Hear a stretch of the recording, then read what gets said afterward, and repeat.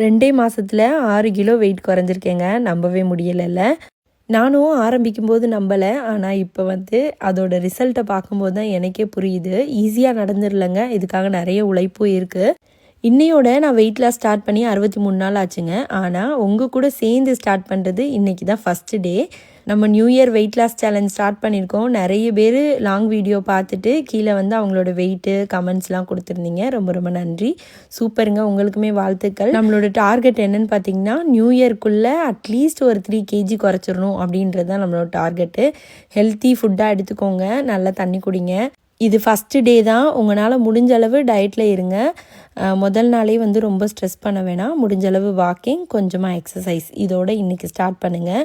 நான் என்னோடய எல்லா மீலும் இதில் காமிச்சிருக்கேன் உங்களுக்கு. நான் இன்றைக்கி 5 மீலாக பிரித்து எடுத்துக்கிட்டேங்க.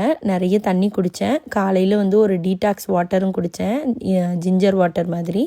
இதுக்கிடையில் சுகர் கிரேவிங் இருந்தது. அதுக்காக கொஞ்சம் நட்ஸும் எடுத்துக்கிட்டேன். கொஞ்சம் கிரேப்ஸு அந்த மாதிரி ஃப்ரூட்ஸாக எடுத்து இன்றைக்கி கொஞ்சம் ஹெல்த்தியாகவே கொண்டு போனேன். டின்னருக்கு பார்த்திங்கன்னா ராகி அடை பண்ணி சாப்பிட்டேன். ஸோ ரொம்ப நல்லா ஃபில்லிங்காகவும் இருந்தது, டேஸ்டியாகவும் இருந்தது.